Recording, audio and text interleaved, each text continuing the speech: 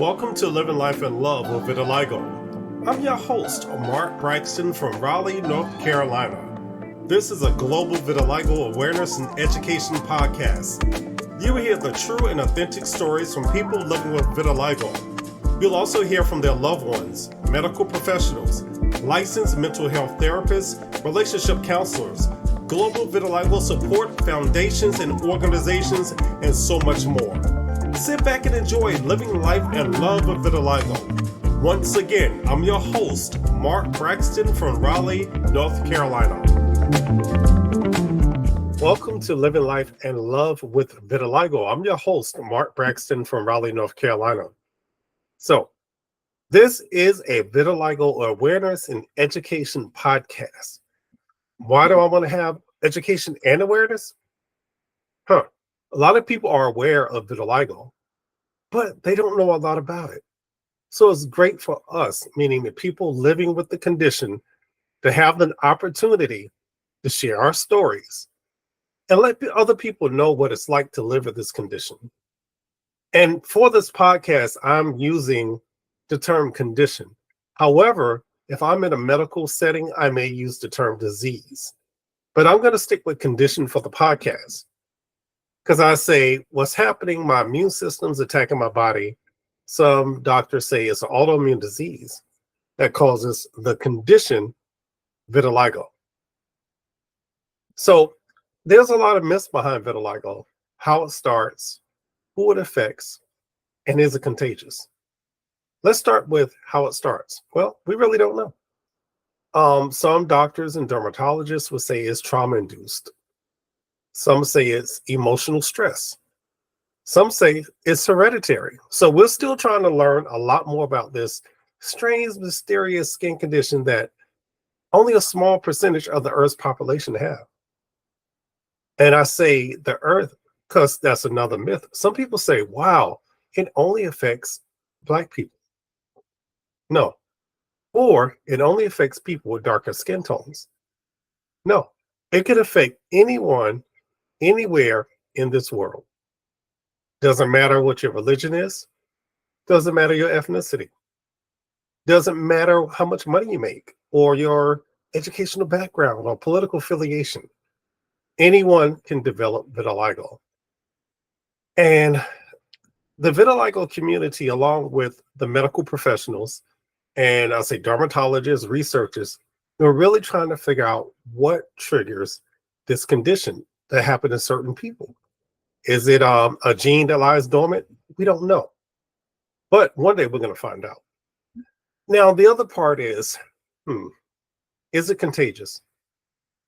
No, it is not.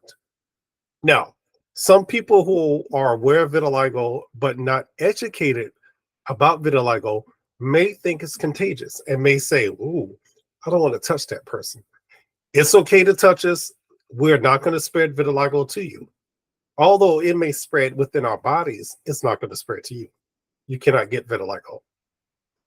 There's no cure at this point. There's treatment, and there's some treatments that work very well.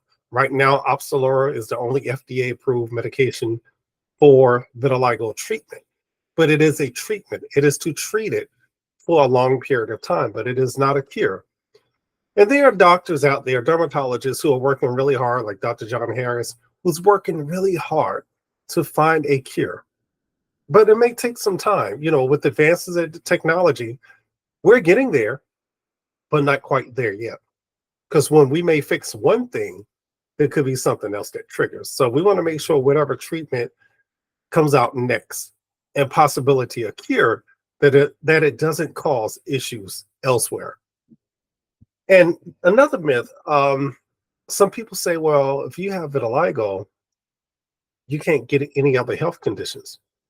You can have multiple health conditions. We're still people on this earth, and we're not immune from other diseases or colds or anything like that. No, we're just like everybody else. It's just that our skin looks different.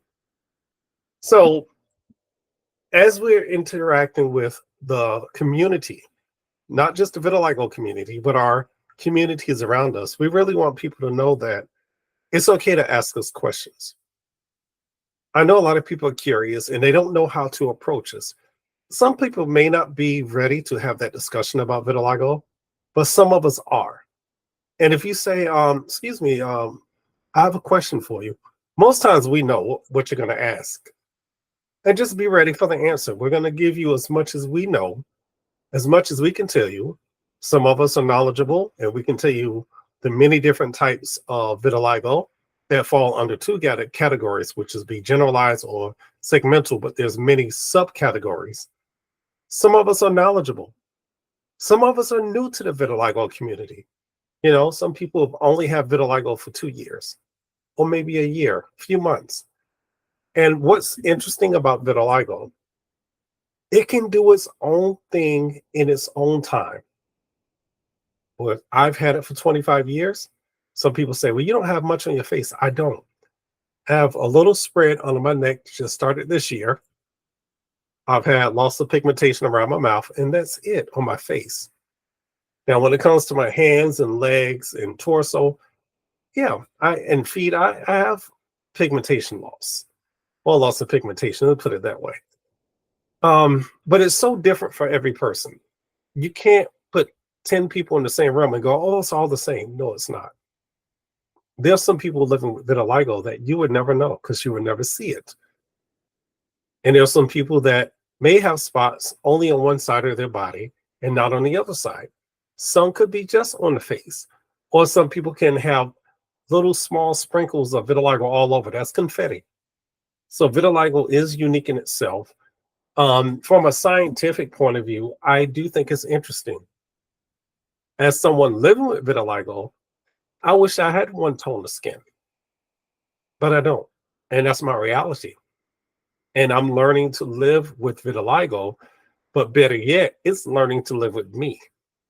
And that's one of the things that this podcast is really designed to do, is allow our community members to share their journeys, to share their stories, and hopefully that journey or story will motivate somebody else, or give them some encouragement, or give them some support that they need.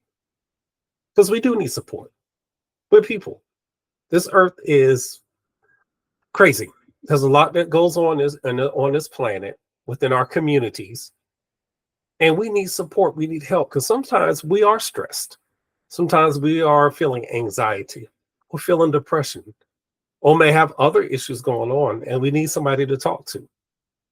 That's why we have support communities. You know, you reach out to us, we can support you, we can help you the best way we can. And sometimes that help is taking it further and reaching out to maybe a therapist, counselor, or someone that can give you the proper help. But by all means, if you see a community, join, because we need to make sure that everyone has what they need, including our brothers out there. Don't be afraid to come to a community. I was one of those men. I refused to come. I was offered to come to a community 3 times. I said no. I had a card, and that's my partner Katrina here in North Carolina. And she approached me several times, and each time I said no, until I finally stopped and said to myself, I need support. I need to meet other people with the same condition, so I don't feel alone in this world. And I did.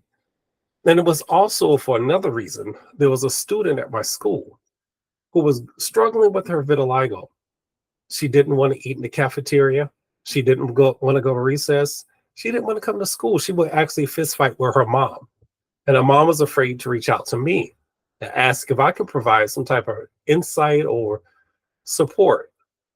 I wasn't ready, but I said yes. And so what I did, after I reached out to the vitiligo community, I said, you know what, I'm going to do a presentation in honor of this young girl, but I'm going to share my journey, my story. And I did. And for me, I felt like it was freeing for me, because I talked about something I never talked about. I never talked about my vitiligo, how it affected me, how I felt about it. But that gave me an opportunity to step outside of my comfort zone, to spread my wings. And she did the same thing. After that presentation, it changed her life. So, long story short, we have a lot of people out there who can use support to know that you're okay, that you're loved, you're valued, you're cared for, and that there's a community of people out there who will care for you any way you can. All you have to do is reach out and say, hey, I need some help. I need support. And we're here for you. And beyond just our community support, we have global networks all around the world that provide support, information, latest updates or treatment or anything we need to know. One of those communities would be the Global Vitiligo Foundation. That is like our umbrella organization who supports the local support communities. And our support communities, some are small, but some are large. And you come and we'll draw you in. We'll say, come on in, be a part of our family. Because at the end of the day, we're one big family. And with the Global Vitiligo Foundation, not only do you get a connection to the other people in our families, you get a connection to the doctors, the top dermatologists in the world. And they treat us with respect. They treat us like people. So to have organizations like the Global Vitiligo Foundation, and you have Insight, who created the patent to get Opzelura FDA approved. And they treat us very well. So this is a community for all of us around the world. It's a global community. And I look forward to speaking to many of you on this podcast.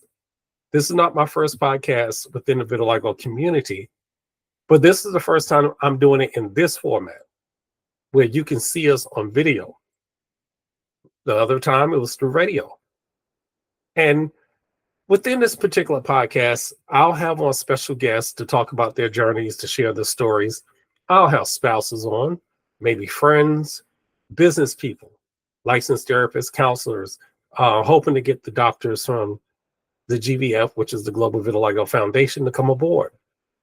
Insight, and any other organization that would like to come aboard just to talk. You know, sometimes as humans, we just need to hear what else is happening in the world.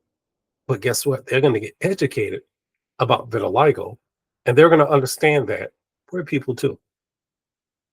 So I hope you tune in to the other shows. I have one coming up maybe in a couple of weeks.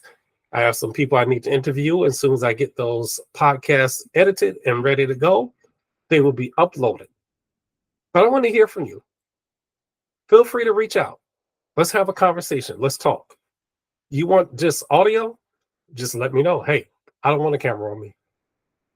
Let's do audio then. We can do that. Or if you say, hey, I want the world to see my spots, let's do it. Okay? But I thank you for tuning in. This is Living Life and Love with Vitiligo.